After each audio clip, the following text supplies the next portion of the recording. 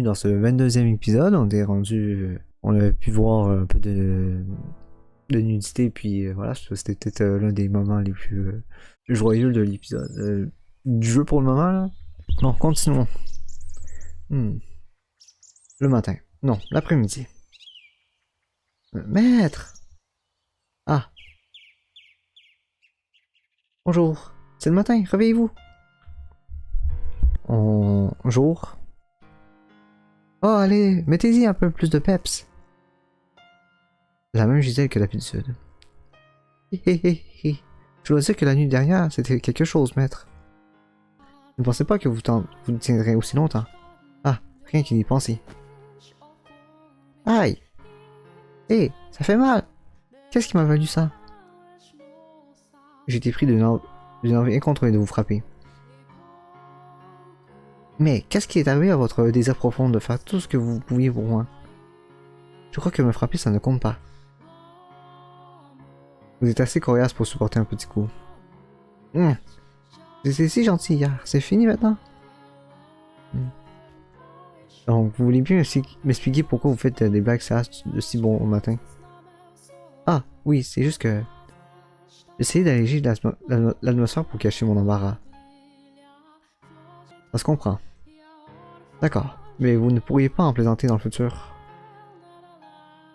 Vous nous avez rien fait là. Non, c'est vrai. Désolé.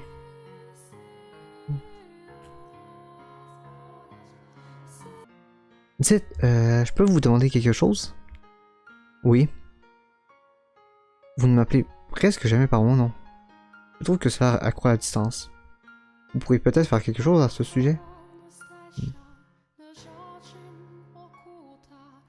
Mais, bébé? Non, non, non, non, non, non. Ne me ressemble pas du tout. Utilisez juste mon nom, s'il vous plaît. On est passé d'une relation maître à serviteur à une relation amoureuse. Mais là, vous en faites un peu trop. Relation amoureuse. Exactement. Donc, en l'honneur du nouveau couple que nous sommes, faisons en sorte que cela dure. D'accord, Michel? Très bien.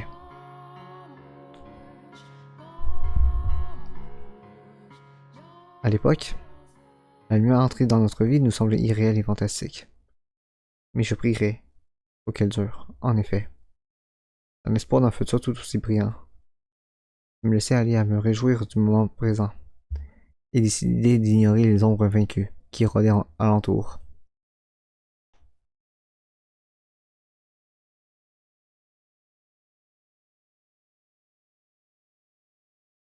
Ah, retour dans le présent. J'aurais dû m'arrêter dans... Bon, c'est pas grave. Ok, bon, c'est pas grave. L'endroit autrefois plein de couleurs consumé par le noir. Gisèle se tient toujours devant moi, comme elle le faisait à l'intérieur de la porte, mais j'ai peine à concilier entre les deux scènes. Elles sont toutes deux réelles. Elles sont toutes deux elles. Deux elles. La fille courageuse et pleine de vie du passé ainsi que la fille impassible du présent sont toutes les deux Gisèle. Aussi différentes qu'elles puissent être, elles sont toutes les deux elles. Pourquoi ne nous arrêterons-nous pas là? C'était une histoire magnifique. Ils ont surmonté leurs problèmes. Ils vécurent heureux et eurent beaucoup d'enfants. N'est pas assez bien? Cela ne peut pas être pire que là où nous sommes à présent. Tout ce que nous devons faire alors est d'effacer le à présent. Supprimer tout le reste et recommencer là où cela allait mieux. Tu as pu les supporter parce que ce n'était pas tes tragédies. Et cela ne vaut pas que pour moi.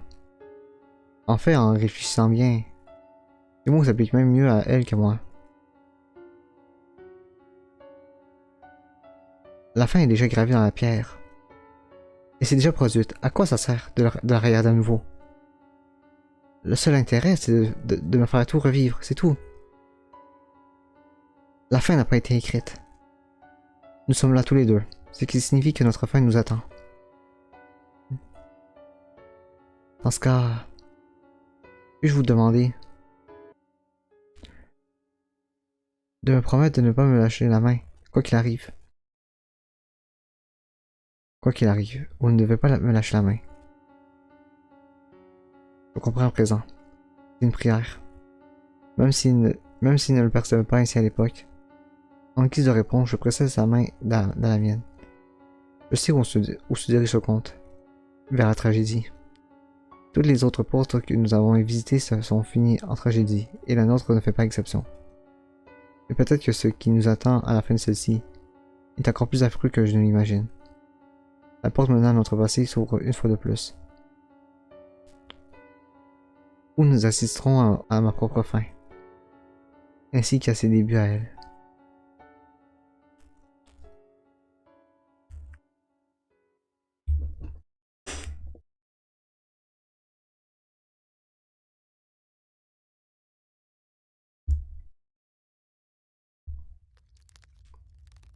Moi s'était écoulé depuis la nuit avec la rose. La livraison mensuelle est arrivée comme prévu, mais elle contenait une lettre qui allait changer dramatiquement notre vie. Mon père, Antonin, était mort déçu d'une maladie. Je présumais que c'était le fait de la sorcière, mais elle gardait le silence et refusait de répondre à mes questions. Si ce n'était pas elle, alors il avait dû mourir de mort naturelle. C'est plutôt de mauvais goût de célébrer la mort de quelqu'un, mais le bon goût et la réalité ne font pas toujours bon ménage. J'étais extrêmement soulagé d'apprendre ces nouvelles. Cet homme avait violé Gisèle, il avait essayé de me tuer, et maintenant il avait quitté ce monde. J'attendais ce moment depuis des années. Sa disparition avait aussi une autre conséquence. Ma mort pouvait être révoquée. Il y avait bien des années. Mon frère m'avait dit que lorsqu'il succéderait à notre père, il me réintégrait au domaine Bollinger, et je pourrais à nouveau faire partie de la famille. Ces lettres signifiaient donc la fin de mon bannissement.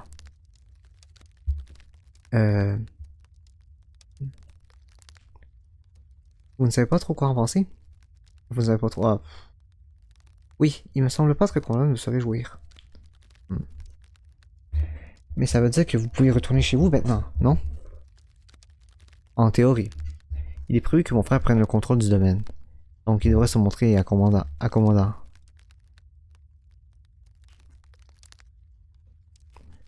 Je vais leur écrire une lettre et demander à ce qu'on nous envoie une voiture. C'est bien trop loin pour qu'on y aille à pied. D'accord.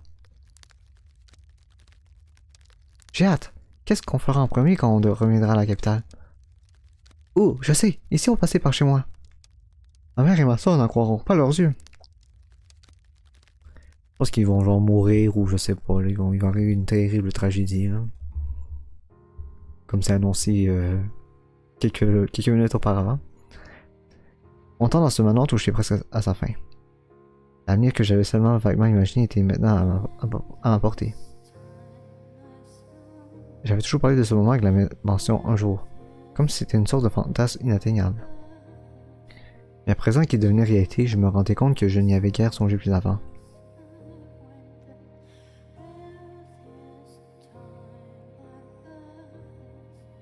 Hé, vous êtes encore éveillé? Oui. Pas facile de dormir cette nuit, hein? Est-ce que vous pensez à votre famille? Tout me semble tellement irréel. Oui, c'est vrai. Cette maison est comme une île déserte, coupée du monde, ce qui transforme un peu tout en conte de fées parfois. Même ce que nous avons, de temps en temps, j'ai l'impression que rien n'est réel. Que le monde extérieur n'est que le fruit de mon imagination. Que ma vie tout entière, je n'ai existé qu'entre ces murs. Est-ce que vous êtes anxieux? Peut-être bien. J'ai toujours cru que lorsque ce jour arriverait, ce serait plus cathartique. Veuillez m'excuser, je suis enfin en mesure de vous ramener à la capitale. Et pourtant, il me semblerait que je n'arrive pas à chasser mes idées noires. C'est tout à fait normal d'être anxieux. Moi aussi je le suis. Je n'ai pas passé autant de temps que vous dans ce manoir, loin s'en faut. Mais je crois savoir ce que vous ressentez car j'éprouve la même chose. Ne pas savoir ce que l'avenir nous réserve, c'est effrayant. Vous savez, je me disais que ça m'irait bien de rester. Je veux dire, j'adorerais revenir à la capitale, et ma fille me manque terriblement. Mais même si je n'ai jamais la chance de les revoir, je me considérerais en aucun cas malheureuse. Je pense honnêtement que j'ai une vie plutôt merveilleuse. Si ça vous gêne de retourner dans cette maison, et si vous vous dites que vous ne le faites que pour moi, il y a d'autres voies que l'on peut emprunter. Vous pouvez vivre avec votre famille. Ou alors rester ici au manoir. Pas du tout, non, c'est ce que je veux. Quel que soit l'endroit, vous serez là avec moi, Michel. C'est vrai que ça me rend nerveuse de ne pas savoir ce que l'avenir nous réserve. Mais je n'ai pas peur qu'il nous arrive quelques malheurs. C'est plutôt une sorte d'anxiété impatiente due à l'attente. J'ai foi en nous, on pourra tout surmonter, quels que soient les obstacles qui se dressent sur notre route.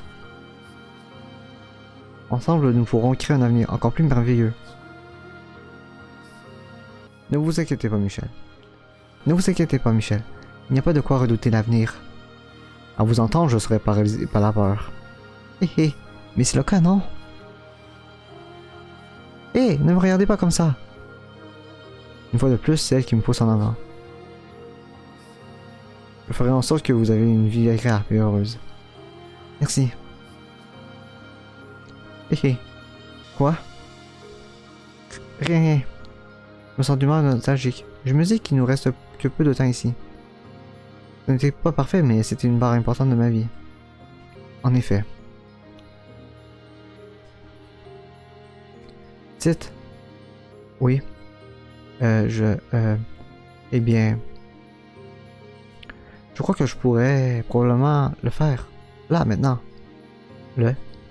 Oh, réfléchissez, espèce de petit. Je ne vous suis pas.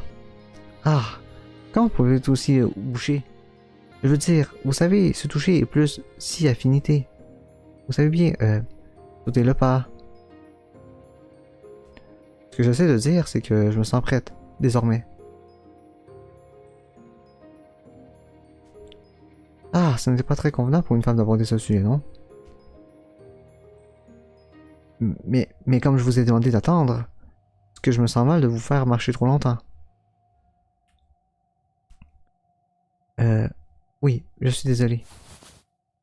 Ah, bon, ben ça sent une scène 18 ans et plus, là. Vous tremblez. C'est juste l'émotion, c'est tout. Nul besoin de vous forcer si vous n'êtes pas prête. Je peux attendre aussi longtemps qu'il le faudra. En plus... Peu importe. Ce n'est pas un problème, pas besoin de précipiter les choses. Ne vous en faites pas. D'accord.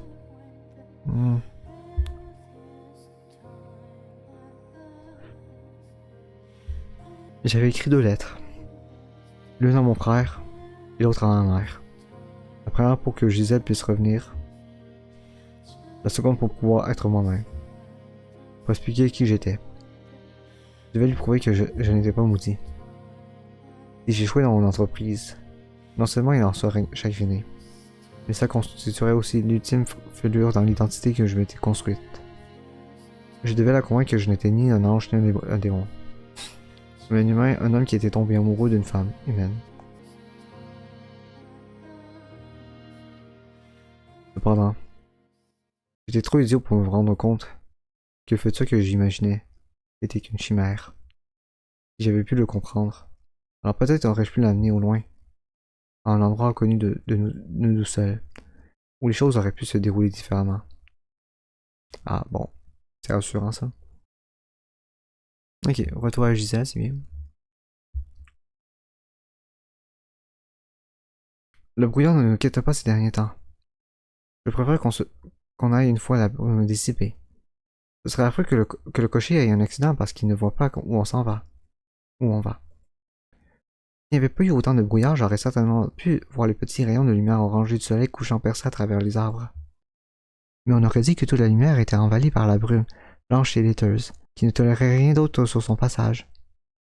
C'était un temps plutôt lugubre. Je me demande quand ils vont arriver. Enfin bon. S'ils ne viennent jamais, ça me va aussi. J'allais enfin pouvoir revenir à la capitale avec Michel. Voir ma famille à nouveau. Et c'était merveilleux. C'était un rêve devenu réalité. Mais le contraire ne m'aurait pas déçu. Je me moquais de l'endroit où j'étais. Tant que Michel y était avec moi. C'est tout ce qui compte. devrais peut-être fermer les fenêtres. Le cocher ne va pas venir de nuit, je ne pense pas. Hein? Je levai les mains pour fermer une fenêtre. Parce que je vis quelque chose scintiller par-delà la lourde brume. De la lumière? Il n'y en avait pas qu'une. En regardant plus attentivement, j'avais reçu plusieurs points lumineux.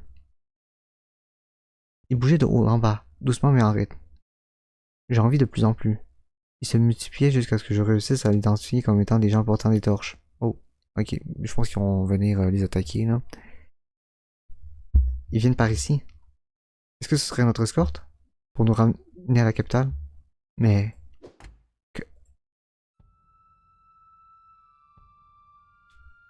Au moment où la pensée, il y en a vraiment beaucoup, me traversait à l'esprit. Quelque chose s'est frappé dans ma joue. Quoi? Hein? Qu'est-ce que... Hein? Pourquoi qu'est-ce que... C'était une flèche. Gisèle! Que... Ah! La flèche avait volé à travers la fenêtre et s'était fichée dans la lumière opposée. Si Michel ne m'avait pas poussé de côté... Gisèle! Gisèle! Vous allez bien? Ah! Là, je vais bien. Mais que... Pourquoi? Qu'est-ce qui se passe? Peu importe. Pour le moment, il faut qu'on s'en aille. Hein? Ah. Attendez, Michel! Maintenant! On n'a pas le temps de parler. Ne vous approchez pas des fenêtres. J'ai compris. Il me saisit par la main et il se mit à courir. Percer avec acharnement les fenêtres qu'on avait eu tant de mal à ouvrir l'année précédente. On n'avait pas fait tous ces efforts pour ça. Dès que j'ouvrirai la porte d'entrée, courez! On doit s'éloigner de cette maison le plus vite possible. Qu'est-ce qui se passait? Pourquoi devions-nous fuir? Pourquoi ces gens nous criblaient-ils de flèches? Une vague de peur m'envahit en même temps que toutes ces questions. Je n'arrivais plus à parler. Une terreur panique avait gelé ma mâchoire sur place. Prête? Je hochai la tête en serrant fort sa main. Je savais que c'était un passage obligé jusqu'à ce qu'on soit en lieu sûr, mais je ne voulais pas lâcher sa main. Je craignais de ne plus jamais avoir l'occasion de la tenir.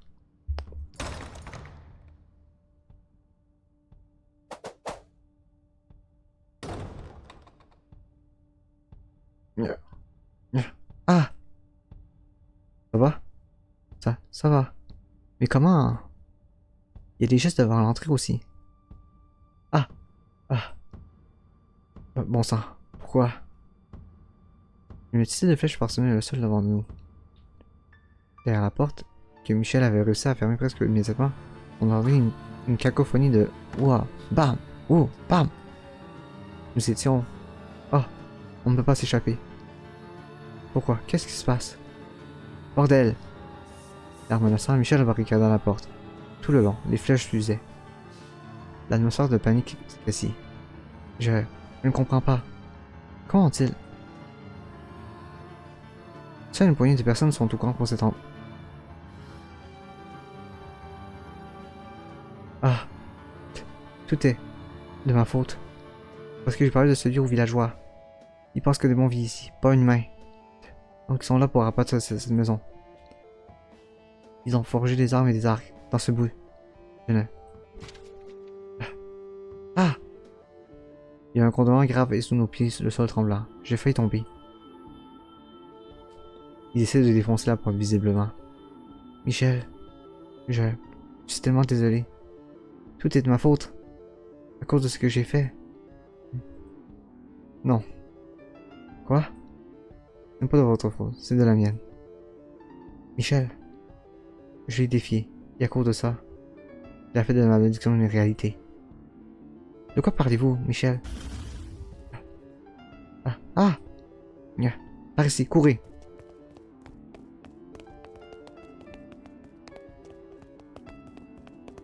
Michel m'entraîna dans les couloirs du manoir, jusqu'à ce qu'on atteigne la pièce où il travaille. Tout au bout de la pièce se trouvait une petite porte.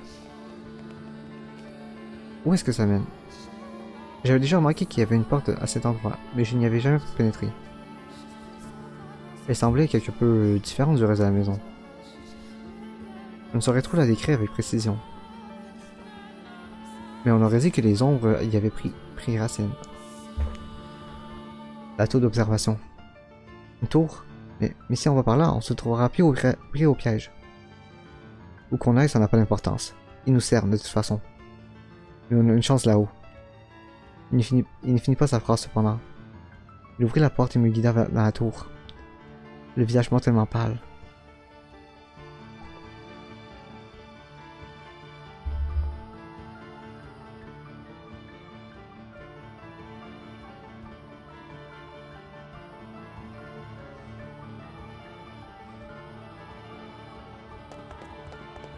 Il me mit à courir à nouveau, allant les marches de l'escalier en spirale, jusqu'à atteindre le sommet. À intervalles réguliers le long du mur se trouvaient des fenêtres rectangulaires. Le paysage était toujours recouvert d'une couche de brume. En y jetant un coup d'œil, j'ai l'impression qu'on avait été projeté dans un monde irréel. Si c'était les poignées venues orange des torches qui encerclaient le manoir. Les souhaits qui retenaient les torches. Une armure ressemblait à des chevaliers. Ah. Michel, dites-moi, pourquoi est-ce que vous pensez que c'est de votre faute? Quelle est votre malédiction? Votre malédiction? Ce n'est pas juste la couleur de vos cheveux ou de vos yeux, n'est-ce pas? Il y a plus, non? Il y a autre chose, hein? Le regard de Michel était dirigé droit devant lui, tandis qu'il me guidait frénétiquement jusqu'en haut. On était essoufflés et le bruit de nos respirations résonnait contre des murs de pierre. Nos cœurs paniqués battaient si fort que je craignais qu'on ne les entende du dehors. Nous finîmes par arriver tout en haut. Un amas de cordes abandonnées gisait sans s'y ramener au pied de la porte. Elle devait avoir servi à la condamner. La porte elle-même était très abîmée et pourrissait par endroits. Et avait l'évidence été laissée à l'abandon, ce bien avant que Michel ne vienne habiter ici. Qu'est-ce que c'est? À l'intérieur!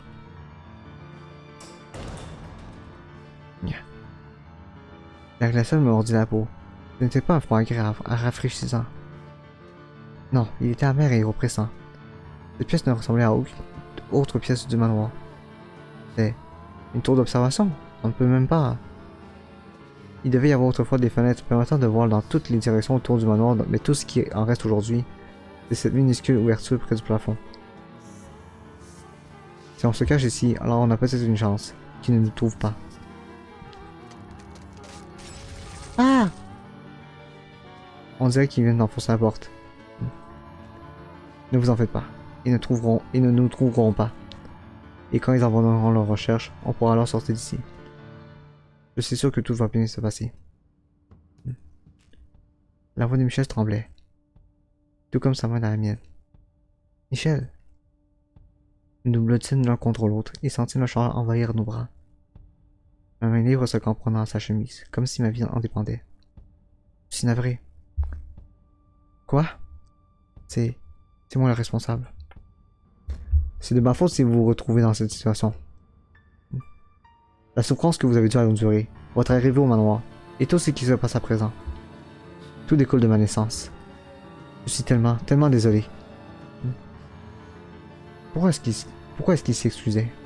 Pourquoi persistait-il à dire que c'était de sa faute? Pourquoi ne me disait-il pas qu'était sa malédiction? Pourquoi les gens essayeraient-ils de nous tuer? Oui, ces gens essayaient de nous tuer. Le fait de le formuler ainsi rendait la peur bien plus tangible. Les flèches qu'il tirait n'étaient pas des menaces. Il avait pour but de nous tuer. Michel. Mais avec Michel qui tremblait dans mes bras, je ne pouvais me résoudre à lui poser ces questions. À comment y répondre avec la mort qui nous était si proche? Je ne pouvais que prier. Prier pour qu'il ait raison, qu'il ne trouve pas et que nous puissions nous échapper. Mais... par ici, il y a une porte et des escaliers qui montent. Mes espérances furent brisées par le bruit de leur voix en contrebas. Je pouvais entendre le léger cliquetis d'une armure. Nous resserrons notre étreinte. Et notre tremblement s'intensifièrent. La peur enflait dans la tour, faisant de nous ces esclaves. Gisèle. Nous étions tous les deux terrifiés. Qui n'eût pas été? Les héros de contes de fées pouvaient bien se montrer fantastiquement courageux face à l'adversité. Ils n'étaient pas réels. La perspective de ma mort imminente se rapprocha de plus en plus à chaque instant qui passait, me rendait folle de peur. Je ne pouvais plus penser clairement. Mon cœur avait du mal à suivre. Ma tête avait abandonné le navire. On devait revenir à la capitale, démarrer une nouvelle vie. Atteindre enfin le bonheur. C'était juste là, à portée de main. Un bonheur suffisant pour rattraper les 10 années d'isolement de Michel. Et pour effacer à jamais ce cauchemar de ma mémoire. Qu'avions-nous fait pour qu'on nous en prive? On s'aimait simplement, on voulait une vie paisible ensemble. Rien de scandaleux. Je ne veux pas mourir. Je ne veux pas mourir. Je ne veux pas mourir. Et ce qui me faisait le plus peur, c'était d'être séparé de Michel. Hey Michel, qu'est-ce que ces gens font vraiment ici? S'ils veulent de l'argent ou des objets de valeur, on peut leur offrir tout ce qui recèle le manoir. On n'en a pas de besoin. S'ils refusent qu'on rentre à la capitale, on peut leur dire qu'on restera ici. Ils seraient peut-être prêts à en discuter. Je me moque de tout perdre. Tant que je vous ai vous, tant que je peux survivre. Tout ce qui comptait, c'était que nous ayons la vie sauve. Du moment que nous pouvions respirer tous les deux. Mais... À mort! À mort l'impie! À mort l'hérétique! À mort la sorcière! Ah. Le désespoir planait au-dessus de nos têtes comme le brouillard à l'extérieur. Il n'y avait nul hérétique, nul sorcière, nul être impie ici. Il ne nous aurait probablement jamais écouté. L'instant où nous mettrons le pied hors de cette pièce, nous serions morts, quoi que nous disions. Michel, je vais je vais très bien. Tout va bien, Michel. Je n'ai pas peur. Vous êtes avec moi après tout. Je vais bien, tout va bien. Alors je vous en prie, serrez-moi fort, jusqu'à ce que je sois fini. Je vous en prie, restez avec moi. Ah, enfin tu parles. Michel? Toutefois, ce n'est pas moi qui regardais. Les yeux hagards étaient dirigés vers le haut. Il ne fixait aucun endroit en particulier. Il ne cessait de remuer. On aurait dit que ses lèvres bleuâtres bougeaient, comme s'il était en train de parler. Mais aucun son ne sortait de sa bouche. Hé, Michel, vous allez bien? Revenez-moi, Michel. Je l'ai criblé par les épaules et le secouais, mais il ne semblait pas y prêter la moindre attention. J'avais beau l'appeler encore et encore, il ne baissait pas les yeux et continuait à contempler le vide au-dessus de lui. Michel! Gisèle. Enfin, après un trop long moment, il croisa mon regard. Il avait l'air tout à la fois défait, épuisé et pris au piège. Moi aussi j'avais peur. Mais sa peur, lui, semblait l'avoir consumé entièrement. Je vous en prie, écoutez-moi bien, Gisèle. Je n'aurais jamais cru qu'il sortirait quelque chose de bon de ma vie.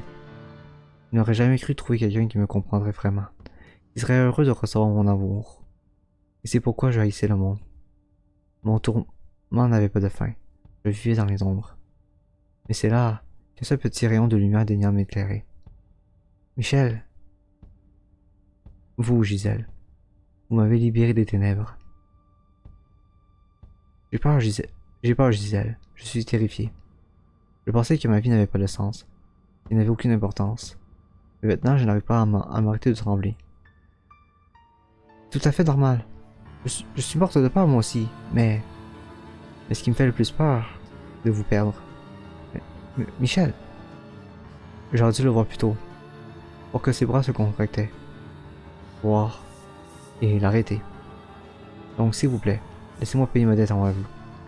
Je dis que je ferai tout ce que je peux pour vous, alors laissez-moi le faire.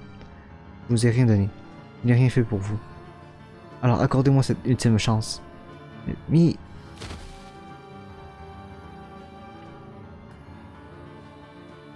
Michel!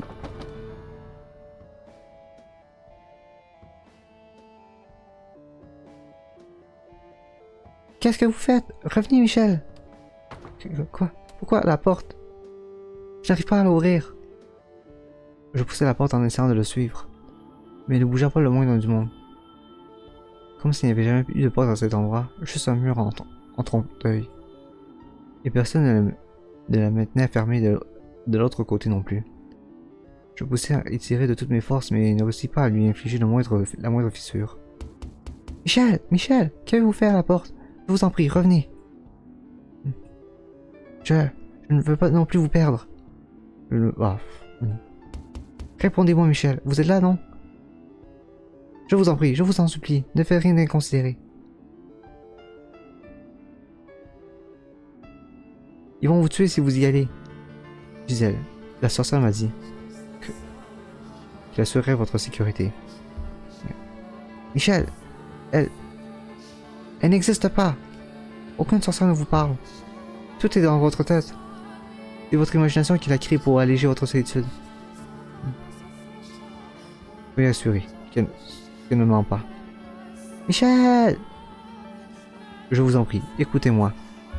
C'est une femme merveilleuse, Gisèle. Pleine d'entrain, fidèle à vous-même, profondément bienveillante. Vous n'êtes pas à blâmer. Si votre vie a été aussi dure, la majeure partie de la faute revient à moi. Il y a un peu de malchance, mais c'est derrière vous. Tout ça à présent. Une fois que ce sera terminé, vous pourrez recommencer à zéro. De quoi est-ce que vous parlez? Alors survivez. Ayez une vie heureuse, satisfaisante. Surmontez cela, vivez votre vie et continuez à aimer votre famille. Je sais que vous pouvez le faire. Tel est mon souhait. Mais non, ce n'est pas ce que je veux. Je veux être avec vous. Personne d'autre que vous. Je ne veux pas vous laisser mourir. La voilà. À mort l'hérétique. À mort l'hérétique. À mort l'hérétique. Revenez, Michel, ouvrez la porte. Je n'ai d'autre choix que de vivre sans vous, je préfère. Vos cicatrices guériront. Vous trouverez un homme sympathique qui fonderait une famille magnifique. Pourquoi? Merci, Gisèle, d'avoir éliminé mon univers. Ne dites pas ça. Mais si. Il y a une vie après celle-ci. J'espère que vous ne m'en voudrez pas si je prie pour qu'on puisse s'y retrouver. Qu'on puisse se rencontrer une fois de plus, dans un autre monde. Michel! Michel.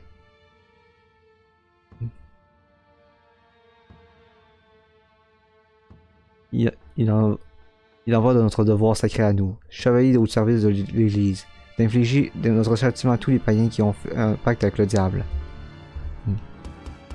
Je vous en prie, Michel, ouvrez la porte. Votre sentence est la mort. Votre corps sera pendu sur la croix pendant 3 jours et 3 nuits, durant lequel votre chair impie sera purifiée par les feux du paradis. Pourquoi? Qu'est-ce que tu fais là? Ouvrez la porte, Michel, je vous en prie. Écoutez-moi, vous m'entendez, n'est-ce pas? Vous allez à présent être exécuté. Ah. Un dernier mot? Qui condamnez-vous à mort? Michel Willinger ou un rejeton du démon, bien entendu. Ou une sorcière peut-être. Je vous en prie, ouvrez la porte. Pourquoi vous n'ouvrez pas? Il est ni impie ni infernal. C'est un être humain parfaitement normal. Et un homme très gentil. C'est moi. Oui, c'est moi la sorcière. La sorcière est ici. C'est moi que vous devez exécuter. Tuez-moi. Exécutez-moi. Là, je comprends, Gisèle.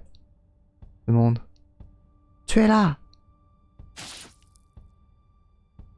Ah, ça fait genre 2 fois qu'on voit Bon, bref.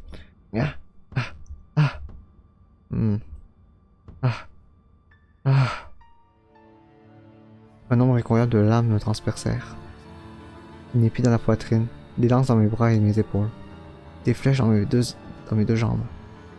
Je ne pouvais même plus dire où j'avais mal. Un bruit désagréable remplit la tour, comme le son que ferait une grosse pluie. C'était le bruit de mon sang qui gouttait sur la pierre. Rouge. Il était rouge, comme le sang de n'importe qui. Il ne coulait pas de manière étrange. Il ne se transformait pas en ombre noire, démoniaque. Il ne causait pas de mal à ceux qui le touchaient. C'était juste du sang rouge, ordinaire. Qu'importe, ce corps était probablement maudit quand même. Il devait l'être. Je n'entendais plus la voix de Gisèle. J'espérais qu'elle était saine et sauve. Je prierais pour qu'elle au moins soit protégée. Pour que la sorcière tienne sa promesse. Ah, tout devenait noir. La lumière se retirait rapidement de mon monde. Les ténèbres éternelles m'attiraient dans leur tréfonds. Je croyais en toi.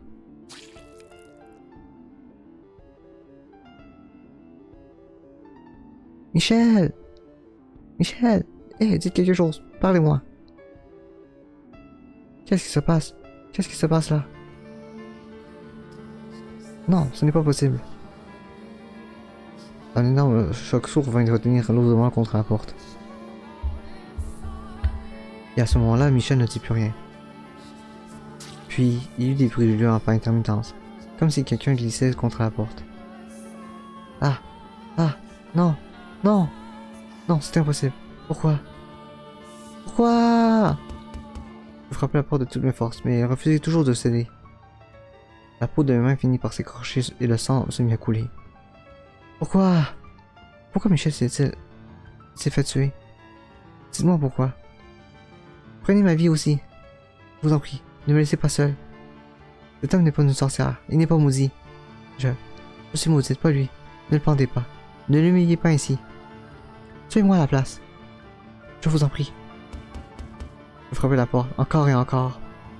Mais les soi-disant chevaliers de l'autre côté ne semblaient même pas se rendre compte de ma présence. Ils semblaient incapables d'entendre mes cris.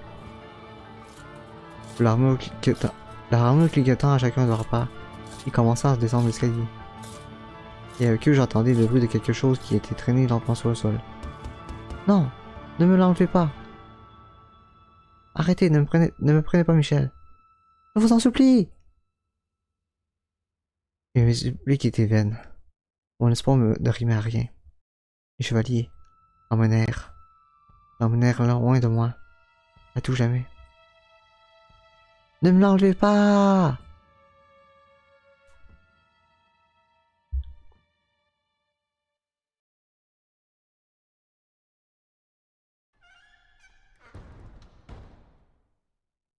Michel! Après un temps bien trop long, la porte s'ouvrit d'elle-même. Ça se produisit sans aucune difficulté, au point qu'il était dur de croire que j'avais effectivement été piégé à l'intérieur. Je ne savais absolument pas combien de temps s'était écoulé, mais le froid soudain laissait entendre que la nuit était bien avancée. Avec le froid mordant, il y avait l'odeur du sang.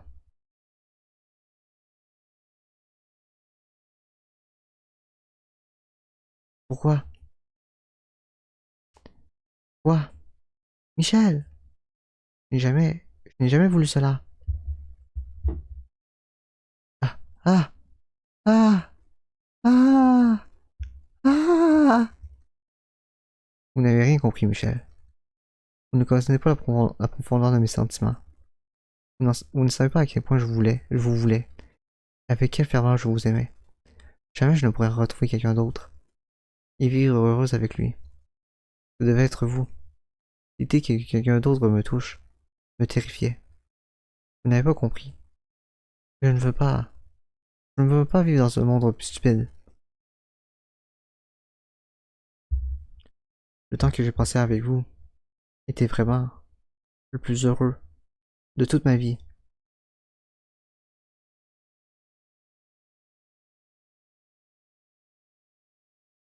Oh.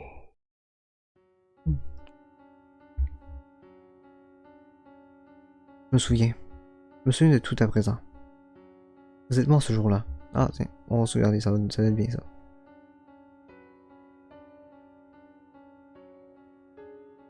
On vous a tué. Vous avez disparu de ce monde. Et vous m'avez laissé derrière. C'est vrai, oui. Je me souviens. Je me souviens de la souffrance, de l'agonie de la mort, et de ma peur. C'est cela, oui. Je suis bien mort ce jour-là. Vous avez refusé de m'écouter. Avez-vous la moindre idée de ce que j'ai souffert? À vous sentir mourir. De l'autre côté de cette porte. Gisèle. Je voulais être à vos côtés. Est-ce là que vous vouliez tant voir? mes souvenirs, les traces de ma vie sur cette terre, prennent fin ici. Afin d'atteindre votre vérité, nous avons besoin d'en savoir plus. Très bien dans ce cas. Si vous en voulez plus, je vous en conterai plus. Ce qui suit est à la fois un prolongement et un tout nouveau conte. Le conte de la servante. Quand vous aurez tout entendu, je m'attendais à ce que vous me félicitiez. Pour ne pas avoir oublié comment on fait pour sourire.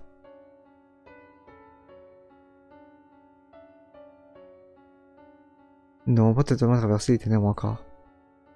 La vapeur souffle près de moi. En même temps, je me suis pris d'une envie irrépressible de fondre en larmes. Peut-être est-ce la solitude qu'elle a ressentie pendant si longtemps. Je dois y faire face. Une responsabilité envers elle. Et je me repenser d'avoir été un pauvre idiot toutes ces années auparavant, convaincu que j'agissais pour le mieux.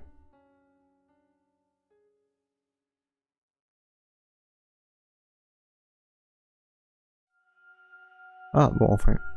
Bon, je pense que je vais m'arrêter ici pour aujourd'hui, là. Ouais, si n'importe. Ah, ah. Ça, c'est nouveau, ça, mais 99, genre le Moyen-Âge jusqu'au. Un truc qui va durer, genre souvent plusieurs décennies ou plusieurs siècles, on verra, là. Bon, ok. Bon, je vais m'arrêter là pour aujourd'hui. Merci d'avoir regardé l'épisode et ciao!